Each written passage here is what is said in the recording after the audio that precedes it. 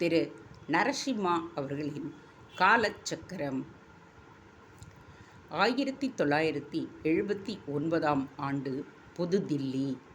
ஸ்ரீ மகாநாராயண அஸ்திரம் ஸ்ரீ மகாகால சம்ஹிதையில் கூறப்பட்டிருக்கும் இந்த இரகசிய மந்திரத்தை கோடி முறை உச்சரித்து ஹோமம் செய்தால் உலகமே ஒருவன் காலடியில் இருக்கும்.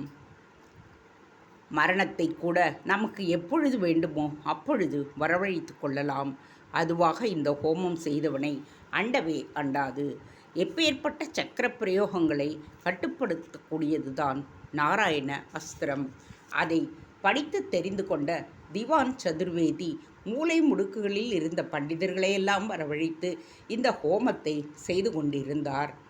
வசுந்தரா உட்பட அனந்த்பூர் ராஜ குடும்பம் அத்தனை பேரும் ஆஜராகி இருந்தனர். அங்கே பிராங்க்ஃபர்ட்டிலிருந்து ரஞ்சன் கூட தன் குடும்பத்துடன் வந்திருந்தான். கட்சி பிரமுகர்கள் சிலரும் வந்திருந்தனர். யாகத்தை முடித்து வெற்றிகரமான அவர்களுக்கு ரட்சையை கட்டிவிட்டால் அந்த ஸ்ரீசக்கர பெண்மணியானவர்கள் ஒன்றும் செய்ய முடியாது என்று உறுதிபட கூறியிருந்தார் திவான்ஜி.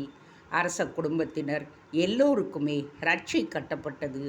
இப்பொழுதெல்லாம் வசுந்தராவுக்கு அந்த பெரிய பொட்டுக்காரி கண்களில் தென்படுவதில்லை. 1974 ஆண்டு கும்பை.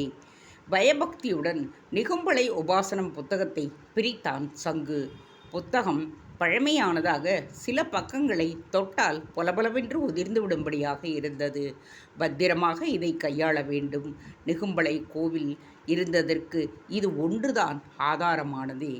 முதல் பக்கத்திலேயே பயங்கரமான கோர ரூபத்துடன் நிகும்பலை காளி படம் போடப்பட்டிருந்தது. அதன் கீழேயும் ஒரு குறிப்பு காணப்பட்டது. எச்சரிக்கை: புலன்களை அடக்காதவர்களும் நோயாளிகளும் கோபக்காரர்களும் பெண்களும் குழந்தைகளும் இந்த புத்தகத்தை படிக்கக்கூடாது. இந்த எச்சரிக்கை சங்குவின் ஆர்வத்தை கிண்டிவிட்டுவிட புத்தகத்தை படிக்கத் தொடங்கினான். ஸ்ரீ நிகும்பலா தேவி உபாசனம் என்கின்ற இந்த புத்தகம் நிகும்பலை தேவி பூஜை முறையை விளக்குகின்றது. காளி தேவியின் 18 மூர்த்தங்களில் கடைசி மூர்த்தமான இவள் இலங்கை நாட்டின் காவல் தெய்வம். ராவணன் என்கின்ற இலங்கேஸ்வரன் ஆப்பிரிக்க கடாரம், லெமூரியா, இலங்கை, ஏழ்த்தைங்காடு, ஏழ்பனை நாடு உட்பட 10 நாடுகளை ஆண்டவன். 10 நாட்டு மணிமுடிகளையும் மாறி மாறி தரித்து கொண்டதனால் அவன் 10 தலை ராவணனாக அழைக்கப்பட்டான். அவனுடைய குல தெய்வம் சிவபெருமான். அவன் நாட்டின் காவல் தெய்வம் நிகும்பலா தேவி. தேவர்கள், கந்தர்வர்கள், கிண்ணறர்கள், நாகர்கள் என்று எல்லா லோகங்களையும் படையெடுத்து வென்று கொண்டே இருந்தான் அவன். அவனுடைய தொடர் வெற்றிக்கு காரணமே இந்த நிகும்பலை தேவிதான். இந்த நிகும்பலையை ஒரு கும்பத்தில் வைத்து பூஜித்த ராவணன் அவளுக்காக ஒரு கோவிலை கட்டி அந்த கும்பத்தில் இருந்த அவளுடைய சக்தியை கொண்டு ஒரு சிலையை செய்தான். இலங்கையின் வட எல்லையில் இருந்தது அந்த கோயில். தொடர்ந்து போர் தொடுத்து கொண்டே இருந்தாலும் 7 லோகங்களையும் 10 நாடுகளையும் பரிபாலனம் செய்யும் செல்வம் போதவில்லை ராவணனுக்கு. நிகும்பலையை நோக்கி தவம் செய்யலானான். 1 கோடி மந்திர உச்சாடனத்திற்கு பிறகு காட்சி தந்தாள் அவள். மகாலட்சுமியின் அவதாரமாகிய சீதையை அவன் ராஜதானிக்கு கொண்டு வந்ததால் செல்வம் கொட்டும் என்று நிகும்பலை சொன்னதின் பேரில் அவளை அபகரித்து வந்து அசோகவனத்தில் சிறை வைத்தான். நிகும்பலை சொன்னது போல அவள் நாடுகளில் இயற்கை வளங்களும் செல்வமும் கொழிக்க ஆரம்பித்தது. நிகும்பலா தேவி தன் காவல் தெய்வமாக இருக்கும் வரை தன்னை யாராலும் வெல்ல முடியாது என்பதை ராவணன் உணர்ந்து கொண்டான். ஆனால் உக்கிரமான அவளை சிரமப்பட்டு பந்தனம் செய்து கட்டுப்பாட்டில் வைத்திருந்தான். அந்த பந்தனம் தளர்கின்ற போது அவள் கோர தாண்டவம் ஆடிவிடுவாள் என்பதால் எச்சரிக்கையுடன் அந்த பந்தனம் தளராமல் காப்பாற்றியும் வந்தான். விபீஷ்ணன் ராமனிடம் சரணாகதி அடைந்து விட்டான். இந்த நிலையில் நிகும்பலா தேவி இலங்கையில் இருக்கும் வரை அவனை ஜெயிக்க முடியாது என்பதை உணர்ந்த விபீஷ்ணன் அனுமானை வேண்டி அந்த நிகும்பலை தேவி சிலையை எடுத்து கொண்டு வரும்படியாக கேட்க அவரும் அதை எடுத்து வந்தார். நிகும்பலை சிலையை பந்தனம் தளராமல் கபாடபுரத்தில் பிரதிஷ்டை செய்தான் விபீஷணன். நிகும்பலை சிலையை எடுத்து வந்து விட்டதால் இந்திரஜித் செய்து கொண்டிருந்த நிகும்பலை யாகம் நின்றுவிட்டது. விபீஷணன் பிரதிஷ்டை செய்ய நிகும்பலாதேவி கபாடபுரத்தில் வெகுகாலம் இருந்தது. அந்த கோவிலில் காபாலிகர்கள் தான் பூஜை செய்து வந்தனர். காபாலிகள் அதிகம் இருந்ததால் அது காபாலிபுரம் என்றும் பிறகு கபாடபுரமாகவும் மாறியது. கடல் கோள்களால் பல கண்டங்கள் அழிந்து போனது. லெமூரியா போன்ற நாடுகள் கடலுக்கு அடியில் மூழ்கிவிட கபாடபுரமும் அழிந்துவிட்டது. தப்பியது நிகும்பலை தேவி கோவில் மட்டும்தான். நிகும்பலை தேவி சிலையை மதுரர் என்ற முனிவர் கண்டெடுத்தார். கடல் கோளினால் நிர்மலா காளியின் பந்தனம் அறுபட்டுவிட மதுரர் அதை மீண்டும் பந்தனம் செய்து அவளை குடந்தை மாநகரில் பிரதிஷ்டை செய்தார். அன்று மதுரர் நிறுவிய நிகும்பலை கோவில்தான் நிகும்பலை கோட்டமாக பெயர் பெற்றது. மெதுவாக சோழ அரசர்களுக்கும் காவல் தெய்வமாக மாறினாள் நிகும்பலை தேவி. ஈழ அரசர்களுக்கும் சோழ அரசர்களுக்கும் நிகும்பலை சிலையின் உரிமைக்காக போர் அடிக்கடி நடைபெறுவது வழக்கம். ஈழ நாட்டு நூல்களான மகாவம்சம், தீபவம்சம், ராஜாவளி, கும்பாவளி போன்ற நூல்களில் கடல்கோள் காரணமாக கபாடபுரத்தில் இருந்த நிகும்பலை கோவில் குடந்தை மாநகரில் கட்டப்பட்டது என்பதாக குறிப்பு காணப்பட்டிருந்தது. இதையே தங்களுக்கு ஆதாரமாக வைத்து ஈழ நாட்டு அரசர்கள் சோழர்களின் மீது போர் தொடுத்தனர்.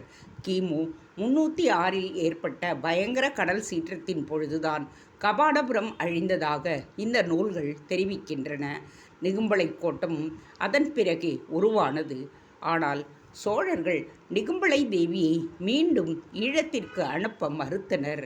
தங்கள் சோழ பேரரசின் மேற்கு எல்லையாக நிகும்பலை கோட்டையும் கிழக்கு கடலையும் வடக்கே வெள்ளாற்றையும் தெற்கே தென் வெள்ளாற்றையும் கொண்டிருந்தனர்.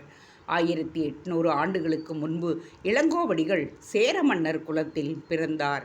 அவருடைய அண்ணனான சேரன் செங்குட்டுவன் அண்ணனுக்கு அரச பதவி கிடையாது, தம்பிக்குத்தான் கிட்டும் என்று ஜோசியர்கள் கூறியதால் அதை பொய்ப்பிக்க வேண்டிய அரச வாழ்க்கையை தொடர்ந்து கால்போன போக்கில் சென்றார்.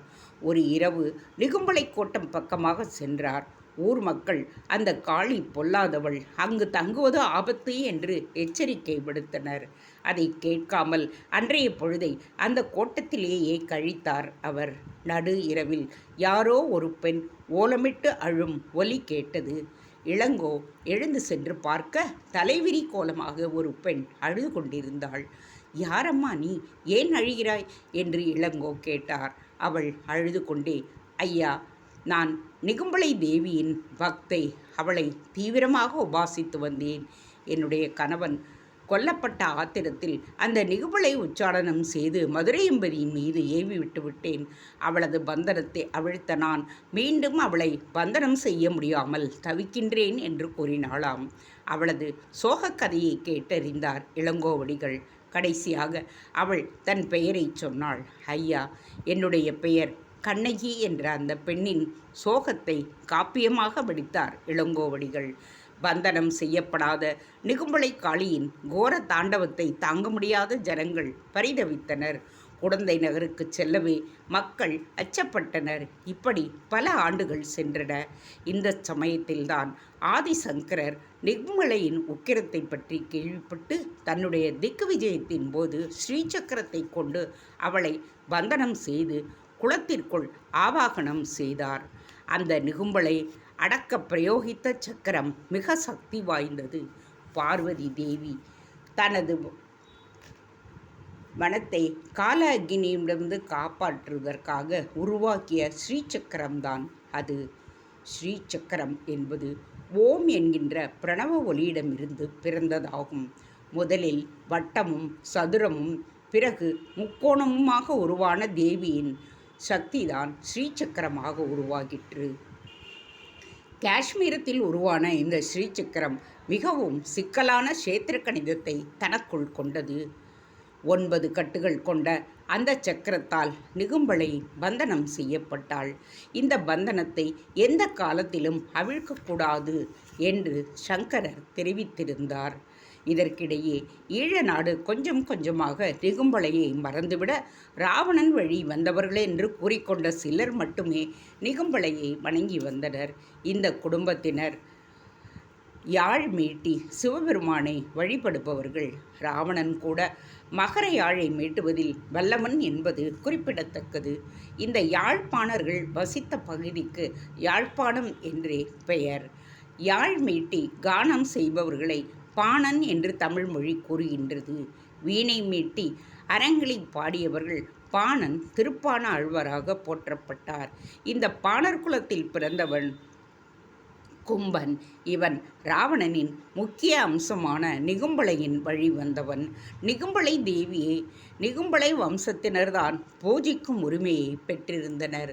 தன் குடும்ப தெய்வமான நிகும்பலாதேவி சிலையை மீண்டும் ஈழத்துக்கு கொண்டு வர ஆசைப்பட்டான் கும்பன். கடல் கோளினால் பூகோள ரீதியாக மாற்றங்கள் ஏற்பட்டுவிட அவனுக்கு நிகும்பளை சிலை இருக்கும் இடம் தெரியவில்லை. ஆனால் அவனுடைய அதிர்ஷ்டம் நிகும்பாவளி என்று நிகும்பாவளி தேவதையின் மகிமையை பற்றி கூறும் நூல் ஒன்று அவனுக்கு கிடைத்தது. நிகும்பலாதேவி சிலை இருக்கும் இடத்தை அந்த புத்தகம் சொல்லாவிட்டாலும் 1 கோடி முறை அவள் உச்சாடன மந்திரத்தை கொண்டு ஹோமம் வளர்த்தாள், அவள் தோன்றுவாள் என்று அந்த புத்தகத்தில் குறிப்பிடப்பட்டு இருந்தது. கும்பனும் 1 கோடி முறை நிகும்பலாதேவி உச்சாடன மந்திரத்தை கொண்டு யாகம் வளர்த்தான். அவன் முன் தோன்றிய நிகும்பளை தான் ஒரு கோவிலில் ஸ்ரீசக்கரத்தால் பந்தனம் செய்யப்பட்டு இருப்பதாகச் சொன்னாள். பந்தனத்தை எப்படி விடுவிப்பது என்று கும்பன் கேட்க நிகும்பளை சொன்னாள், செத்தவன் உதரத்தில் முளைக்கும் வித்தன் வெங்கதிரில் மதியதன் நிழல் பதியும் கால் கடலலையான் வனத்தில் கடலாசனத்தில் அமர்ந்து பாளையாளை பூஜித்தாள் அத்திரம் அறுபட அவன் அருள் பெற்று உலகாழ்வான் என்று கூறி உடனே மறைந்தாள். அதன் பிறகு நிகும்பலாதேவி கோவிலை தேடி அலைந்தான் கும்பன். ஸ்ரீசக்கரத்தினால் கட்டுப்பட்ட தேவியின் கோவில் ஒன்று காஷ்மீரத்தில் உள்ளதாக யாரோ சொல்லவே அங்கு சென்றான் கும்பன். அதன் பிறகு அவனுடைய கதை என்னாயிற்று என்று தெரியவில்லை. சங்கு நேரம் போனது தெரியாமல் புத்தகத்தை படித்து கொண்டே இருந்தான். நிகும்பளை சகசிரநாமாவளி என்ற அடுத்த அத்தியாயம் வர அவன் படிப்பதை நிறுத்தினான்.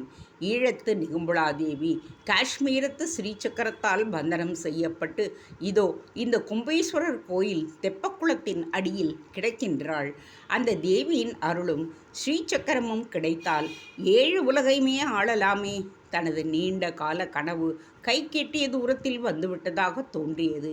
கடைசியில் அவனுடைய அம்மா ஸ்ரத்தா சொன்னதுதான் உண்மையாயிற்று. நிகும்பலாதேவி பந்தனம் செய்யப்பட்ட ஸ்ரீசக்கரம் மட்டும் என் கையில் கிடைத்தால் காளி உக்கிரமானவள்தான். ஆனால் அவளை நாம் வசப்படுத்திவிட்டால். நிகும்பலாதேவி கொம்பனுக்கு சொன்ன அந்த பாடலை மீண்டும் படித்தான். இதற்கு பொருள் என்ன?